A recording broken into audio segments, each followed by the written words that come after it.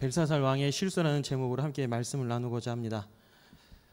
시라쿠사 왕 히에론은 한 가지 고민이 있었습니다.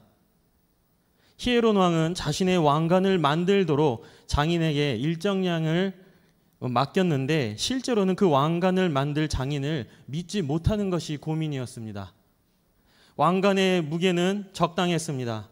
하지만 장인은 실제 왕관을 만드는데 맡겨진 금을 과연 다 사용했을까? 아니면 일정 부분은 값이 훨씬 싼 은을 좀 섞어서 대체해서 넣은 것은 아닐까? 왕은 이렇게 의심을 하고 또 이것을 어떻게 검증해서 알아낼 것인가 고민을 했습니다. 결국 히에론 왕은 이 문제를 친구인 아르키메데스에게 맡깁니다. 아르키메데스는 오랫동안 이 문제를 붙들고 씨름을 합니다. 이걸 어떻게 풀어야 할까? 아르키메데스는 복잡해진 생각을 정리하고 맑게 하기 위해서 목욕을 하기로 했습니다. 그러나 아르키메데스는 욕조에 물을 너무 많이 채웠고 욕조 안에 들어가자 물이 욕조 밖으로 흘러 넘쳤습니다. 아르키메데스는 그 순간 문제의 해답을 찾았습니다. 물속에 잠긴 몸이 욕조의 물의 양을 대체한다. 아르키메데스는 왕관의 부피와 무게를 알게 되자 왕관의 밀도를 계산하고 그것이 금인지 아닌지 판단할 수가 있었습니다. 그래서 아르키메데스는 유레카라고 외쳤습니다. 유레카는 그리스어로 내가 알아냈다라는 말입니다. 우리 성도님들 한 번씩은 다 유레카라는 말 들어보셨지요? 네. 소문에 따르면 아르키메데스는 자신의 발견에 너무 흥분해서 그 시라쿠사 거리를 발가벗고 뛰어다녔다고 합니다. 이후에 유레카는 발견의 순간, 그러니까 그 어떠한 것의 참된 본질이 명확하게 드러나는 것, 진리가 드러나는 것을 가리키는 감탄사가 되었습니다. 오늘 우리가 함께 보는 다니엘 5장은 바벨론의 젊은 왕 벨사살의 그 본성이 여지없이 드러납니다. 그가 가진 모든 것을 과시하고 드러내지만 그럼에도 불구하고 하나님의 저울에 그를 달아볼 때 부족하고 공허하고 텅텅 빈 실체가 없는 것으로 드러나는 것이 바로 오늘 본문의 이야기입니다. 그 5장의 대략적인 내용은 이렇습니다. 바벨론의 마지막 왕 벨사살 왕은 큰 잔치를 열고 귀족 1000명과 함께 먹고 마시며 즐거워합니다. 그들은 예루살렘 성전에서 가져온 금, 은 그릇을 사용하여 술을 마시고 금, 은, 동, 철, 나무, 돌로 만든 우상들을 찬양을 합니다. 이때 갑자기 사람의 손가락이 나타나 벽에 글을 쓰기 시작합니다. 이 현상에 놀란 벨사살은 바벨론의 지혜자들을 모두 불러서 그 글을 해석하기를 원하지만 아무도 해석할 수가 없었습니다. 왕비의 조언으로 다니엘이 분류와 해석을 맡게 되는데 그 내용과 함께 그 내용은 바벨론의 멸망을 뜻했습니다. 그리고 그날 밤 벨사살은 죽임을 당하고 다리오가 왕국을 차지합니다. 이러한 배경 속에서 오늘 본문의 내용을 조금 더 깊게 살펴보려고 합니다. 우리가 알던 바벨론의 왕 느부갓네살에서 이제는 벨사살이라는 왕으로 바뀌게 됩니다. 벨사살은 느부갓네살 왕의 사위였던 나보니두스의 아들입니다. 그러니까 손자예요. 벨사살은 조금은 이른 나이에 아버지와 함께 나라를 다스립니다. 왜냐하면 벨사살의 아버지 나보니두스는 나라를 지키고 영토를 넓히기 위해서 끊임없이 전쟁을 했기 때문에 나라를 지킬 사람이 필요해서 자신의 아들을 그 나라에서 지키게 하도록 세웠습니다. 시기적으로는 페르시아의 고레스 왕과 최후의 전투를 벌이고 있던 시기였습니다. 물론 아버지 나보니두스는 나가서 싸우고 있었습니다. 그렇다면 지금 그 아들 벨사살은 무엇을 하고 있었을까요? 오늘 본문 1절에 보면 귀족 1000명을 불러서 파티를 즐기고 있었습니다. 여러분, 귀족들을 격려하기 위해서 파티를 했을까요? 열심히 호화 생활을 누리니까 참 고생이 많구나 라면서 그런 파티를 즐겼을까요? 아니면 정치에 관심이 없는 철없는 아들의 행동이었을까요? 어찌됐든 간에 벨사살은 자신의 선대왕인 느부갓네살이 예루살렘 성전에서 탈취한 금, 은 그릇을 가져오도록 했습니다. 거기에 술을 부어 마십니다.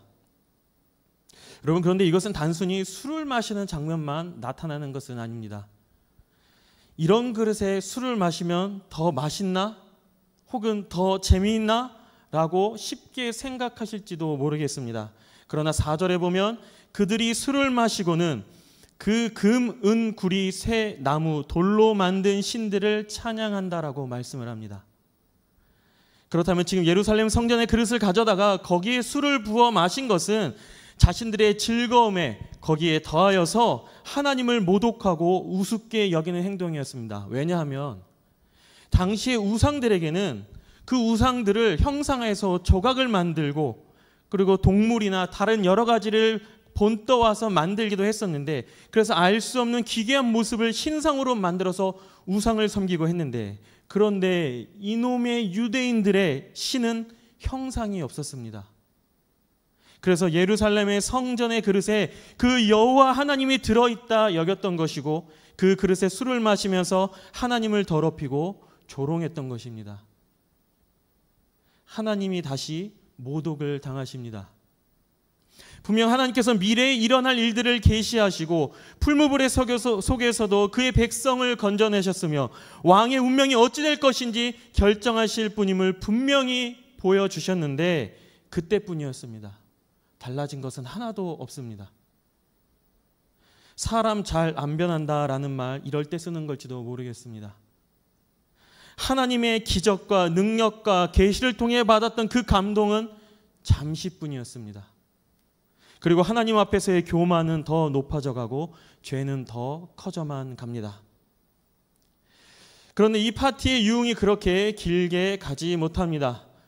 1000명의 귀족들을 불러서 예루살렘에서 가져온 그릇에 술을 부어 마시면서 하나님을 조롱하고 모독하고 있을 때 왕이 바라보는 벽 쪽으로 갑자기 사람의 손가락들이 나타났습니다. 그리고는 글을 써내려가기 시작했고 벽에 글자들을 쓰고서는 이내 사라졌습니다. 여러분, 이런 일을 겪으시면 어떠실 것 같으세요? 집에 혼자 계시는데 갑자기 손가락이 나타나가지고 뭘 쓰고 있다 그러면 얼마나 무섭겠습니까? 이런 생각 들지 않았을까요? 내가 이거 술을 너무 많이 마셨나? 취했나? 라고 생각했을지도 모릅니다. 그러나 지금 무슨 일이 일어나고 있는지 깨닫기까지는 그렇게 오래 걸리지 않았습니다. 왜냐하면 모두가 봤으니까요. 취기가 올라와 헛것이 보이는 것도 아니고 꿈도 아니었습니다. 지금 그 일은 실제로 일어나고 있었습니다. 그렇다면 실제 현실을 보았으니 이제는 공포입니다. 모두가 두려워하고 무서워하고 넋이 나가버렸습니다. 이것을 보여주는 6절을 히브리어 성경에서 보니까 그의 관절 마디들이 풀렸다라고 말씀을 합니다. 그런데 이것은 다리의 힘이 풀렸다라는 뜻이 아니라 신체 기능을 상실했을 정도로 그 기능이 정지되어 아예 사용하지 못할 정도였음을 의미하고 있습니다. 말 그대로 공포였던 것이죠. 그런데 문제는 공포에서 더 큰 두려움이 생겼다는 것입니다. 그 손가락이 쓴 글자를 도통 무슨 뜻인지 알 수 없다는 것입니다. 아마 이런 느낌이었을 것 같아요. 화면 한번 보여주시죠. 자, 우리 성도님들 맞춰보시죠. 맞추시면 오늘부터 이름을 다니엘로 개명하셔도 됩니다. 네. 여러분, 지금 이렇게 앞에서 혹은 꿈에서라도 이렇게 글자를 쓰고 사라졌다면 여러분 무슨 생각이 드시겠습니까? 분명히 지금 뭔가 말하는 것 같은데, 우리도 살면서 저 초성 퀴즈를 해봤는데 뭔가 말하는 것 같은데 분명히 뭔가 어떤 것을 알려주는 것일 텐데 도대체 알 길이 없습니다. 답답하고 불안합니다. 혹시 지금 맞히신 분 계십니까? 벨사살은 왕실의 현자들을 불러서 해석해보라고 하지만 아무도 저것을 못 맞춥니다. 그때 이미 이러한 일을 한번 비슷한 일을 겪었던 사람이 있었습니다. 바로 벨사살의 할머니 느부갓네살의 아내였습니다. 그녀에게 지금 떠오르는 한 사람이 있는데 그 이름은 다니엘이었습니다. 그녀의 제안으로 다니엘이 궁으로 들어오게 됩니다. 다니엘은 궁에 들어오고 그 글자를 보자마자 의미를 깨달았습니다. 물론 다니엘이 한 것이 아니라 하나님께서 그에게 알려주신 것이죠. 다니엘은 그 글자를 읽습니다. 메네 메네 데겔 우 바르신. 그리고 이 말의 의미를 해석해 줍니다. 26절에서 28절까지의 말씀인데 그 글을 해석하건대 메네는 하나님이 이미 왕의 나라의 시대를 세워서 그것을 끝나게 하셨다 하미요, 데겔은 왕을 저울에 달아보니 부족함이 보였다 하미요, 베레스는 왕의 나라가 나뉘어서 메대와 바사 사람에게 준바되었다 함이니이다 하니. 아멘. 메네는 수를 세다 계수하다입니다. 왕의 시대를 세어보고 계수해보니 끝났다는 것이죠. 그 날을 세어보니까 이제는 더 이상 쓸 수 있는 날을 다 썼다는 것입니다. 데겔은 왕을 저울에 달아보니, 왕을 재어보니까 이제는 부족하고 모자르다는 것입니다. 죄가 커서 저울이 심판적으로 기울었다는 것이죠. 우 바르신, 우는 그리고라는 뜻입니다. 접속사예요. 그리고 바르신은 나누다입니다. 그렇기 때문에 우라는 단어가 상당히 의미가 있습니다. 수를 세고 세어보며 저울을 재어보았다. 그리고 나누게 되었다.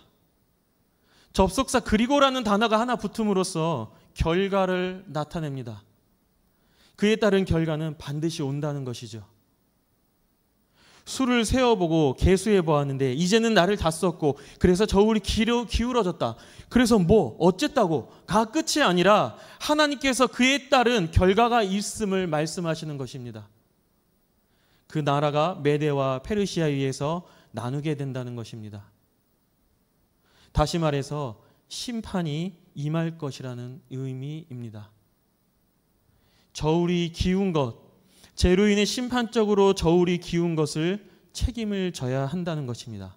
그냥 한마디로 말하자면 그냥 이제 끝입니다. 끝. 망했다는 거예요. 자, 그럼 아까 그 화면 다시 한번 좀 보여주시겠어요?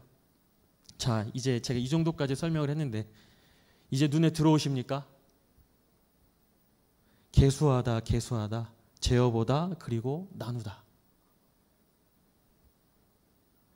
이제 왕의 시대를 끝나게 하시겠다는 의미입니다. 그날 밤 바벨론궁에 침입한 페르시아 군인들에 의해 벨사살 왕은 살해를 당합니다. 그가 예루살렘 성전에서 가져온 그릇에 술을 마셨기 때문에 죽었을까요? 아니죠. 아닙니다. 그것이 치명적이었을지는 몰라도 그것 때문에 하나님의 심판이 임한 것은 아닙니다. 다시 말씀드리지만 때가 찼기 때문입니다.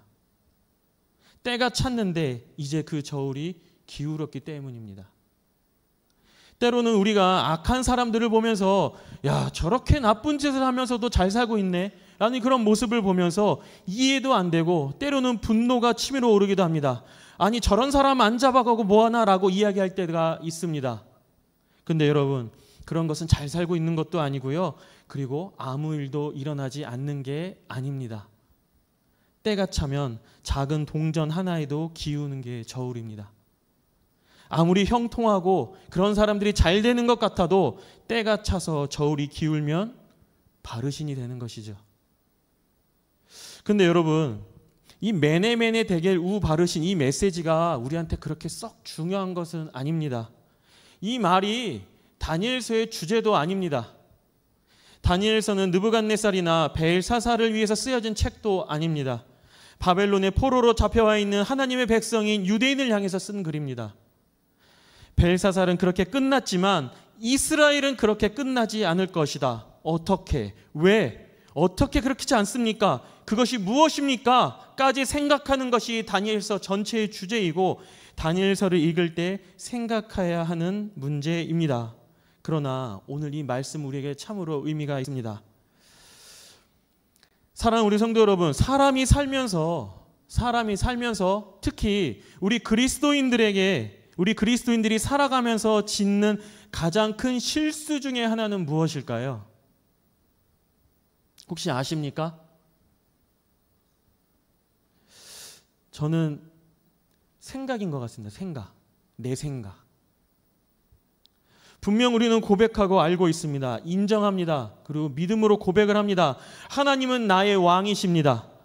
하나님은 나의 주인이십니다. 나의 아버지 되십니다. 하나님의 말씀이 나의 등불이 되어 비추시고 하나님의 말씀만이 우리의 진리 되신다는 것을 얼마나 많이 고백했는지 모릅니다. 그런데도 불구하고 내 생각대로 삽니다.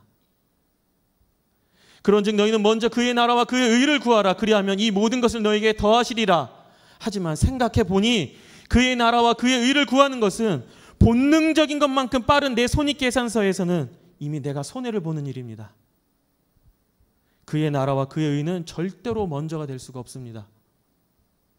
조금 더 노골적으로 말해 본다면 교회는 나가는데 예배는 드리는데 앞에서 목사님께서 하나님의 뜻, 그래 예수님, 구원, 복음 이런 거 심각하게 말씀하시는데 정말 중요하다고 하시는데 그런데 이러한 것들이 내가 지금 다른 거 고민하는 것만큼 생각해 보지를 않습니다. 내 생각에 모두 내 생각, 내 중심으로 신앙을 움직입니다. 다른 말로는 교만으로 바꿀 수도 있겠죠. 근데 여러분 그거 아십니까? 매네. 내 눈에 안 보이고 안 들린다고 내 자아, 내 기준, 내 생각이 지배하지만 오늘도 매네. 이것은 지금도 하나님께서 여러분을 보고 계신다는 거죠. 매네. 내 생각하느라 나의 혈기, 나의 인생을 살아가느라 정작 정말 지금도 중요한 하나님께서 우리의 인생을 계수하고 계시는 매네를 우리는 너무나 많이 놓치고 있죠. 여러분의 인생의 궁극적인 그리고 여러분의 영혼의 주인 영혼이 주님의 뜻을 헤아리며 주님 말씀대로 살아가게 된 것을 발견하게 될 때 우리가 그제서야 우리의 영혼의 우리의 삶의 진정한 유레카 진리를 깨달음을 우리는 놓치게 된다는 것입니다. 다윗이 이렇게 말합니다. 시편 39편 4절에 여호와의 나의 종말과 연한이 언제까지인지 알게 하사 내가 나의 연약함을 알게 하소서. 모세도 합니다. 시편 90편 12절에 우리에게 우리 날 계수함을 가르치사 지혜로운 마음을 얻게 하소서. 다윗과 모세 자신의 삶을 계수하시는 하나님을 향해 지금 자신의 인생을 앞에 두고 묻고 있습니다. 하나님이 우리의 인생을 다 아신다는 것이죠. 매네. 그런데 이 매네 다음이 대겔입니다. 이제 재어본다. 여러분, 그럼 하나님께서 재어보겠다라고 하시면 여러분들의 저울은 어떻게 되십니까? 여러분을 저울에 올려놓으면 저울이 어떻게 될 것 같으신가요? 답은 안 하셔도 됩니다. 여러분들, 우리 성도님들께만 묻지 않는 게 아니라 제 자신만 봐도 대답할 수가 없습니다. 제 삶을 돌아보면 하나님 기준에 이거 안 됩니다. 저도 부끄럽지만 하나님의 말씀을 어기며 살아갈 때가 참 많습니다. 매네, 사실 이게 정말 무서운 말씀인데 그런데 대겔이 더 무섭습니다. 왜냐하면 대겔 다음에 우가 나와서 그랬습니다. 그리고 그 다음에 바르신이 나오기 때문이죠. 이제는 다 했으니 결과, 마지막으로 나누기 때문입니다. 분명히 결과가 있다는 거예요. 그런데 여러분의 내 생각, 내 자아는 이 매네 대겔 바르신이 절대 들리지 않는다는 게 가장 큰 실수인 것이죠. 벨사살의 실수이고 우리의 실수입니다. 그래서 어떤 성서학자는 이런 말을 남기기도 합니다. 벨사살은 죽었으나 벨사살 그의 후예가 여전히 이 땅 가운데 남아있다. 벨사살의 후예들은 하나님께서 우리의 삶에서 보여주시는 하나님의 말씀도 손가락도 여전히 보이지도 들리지도 않는다는 것이죠. 그런데 여러분, 우리가 그 올려져 기울어진 그 저울, 매네 그리고 대겔, 근데 하나님께서 그 기운 저울을 강권적으로 바꿔버리려고 하십니다. 사진 하나 보여주시겠어요? 혹시 이거 뭔지 아시나요? 시소죠, 시소. 네, 아마 한 번쯤 다 여러 번 많이 타보셨을 것 같습니다. 저기 있는 저 아이들이 아니라 한번 상상을 해볼까요? 몸무게가 20kg의 어린아이가 시소에 앉았습니다. 맞은편에 아무도 앉지 않았을 때는 혼자서 재밌게 놀 수 있습니다. 그런데 만약에 맞은편에 40kg짜리 아이가 앉아버리면 시소는 어떻게 되죠? 오르락 내리락 올라가는 게 아니라 40kg짜리 무게가 앉은 아이 쪽으로 확 기울어져 버립니다. 그때부터는 20kg짜리 아이는요, 내려가지도 못하고 발만 허둥거리면서 이제부터는 고통이 됩니다. 아무리 발버둥을 쳐도 내려올 수가 없습니다. 저울이 기울어져 버렸기 때문이죠. 이 어린아이처럼 인간은 죄를 감당할 능력이 없어서 죄에 눌려서 공중에서 바둥거리고 있습니다. 아무리 내려달라고 발버둥을 쳐도 애원을 쳐도 이 죄의 유혹과 무게를 우리는 이길 수가 없습니다. 이미 반대편에 무거운 그 죄가 들어앉도록 한 상황은 벨사살과 이스라엘이 같은 운명입니다. 저와 여러분의 같은 운명인 것이죠. 죄의 무게를 우리는 결단코 이길 수가 없습니다. 그 아이가 다시 내려올 수 있는 방법은 무엇이냐면 80kg 정도 나가는 어른이 그 20kg 정도 되는 아이의 옆에 앉아서 함께 앉아주는 것이죠. 그렇게 우리 편에 앉아주실 분, 그 어른 같은 분을 하나님께서 우리에게 약속해 주셨습니다. 죄에서 눌린 것을 해방시킬 수 있게 예수 그리스도죠. 절망 중에 살아가고 있는 다니엘서의 독자 유대인들에게 하나님께서는 구원을 약속하셨습니다. 마찬가지로 하나님 앞에 서면 우리는 저울이 길어질 수밖에 없어서 아무런 소망도 없는 저와 여러분의 옆자리에 예수님께서 오셨습니다. 그것만이 우리에게 소망이죠. 우리의 유일한 소망입니다. 예수 그리스도 때문에 우리는 매내를 듣고 대개를 듣겠지만 우 바르시는 듣지 않게 되겠지요. 예수님 때문에. 그 바르신 대신 예수 그리스도가 그 자리에 대신 계시기 때문입니다. 그래서 죽음도 두렵지 않은 것이죠. 그 죽음 앞에서 담대할 수 있는 것입니다. 그분이 우리를 죽음에서 소망으로 바꿔주셨기 때문입니다. 그런데 여러분, 우리에게 예수님이 계신다고 해서 이제는 우 바르신이 없으니 여러분 벨사살처럼 살아도 되겠습니까? 벨사살의 후예가 되고 벨사살처럼 실수를 범해야 하겠습니까? 그렇지 않을 것입니다. 매내를 듣고 대겔 앞에서 저울이 기우는 것을 절망하여 보고 있을 때 내 편에 앉아 계신, 나를 위해서 나 때문에 죽으신, 십자가에 못 박혀 돌아가신 그 예수님, 그분의 사랑 그리고 그분의 은혜를 생각한다면, 그의 은혜를 구한다면 이 땅에서 내 생각, 우리의 욕심으로 살아갈 수가 없습니다. 기억하면 좋겠습니다. 하나님이 세상도 보고 계시고 내 삶도 보고 계십니다. 뭐라고요? 나를 보고 계신다고요. 그러니 우리도 하나님의 마음으로 세상을 바라보고 내 자신을 바라보면 좋겠습니다.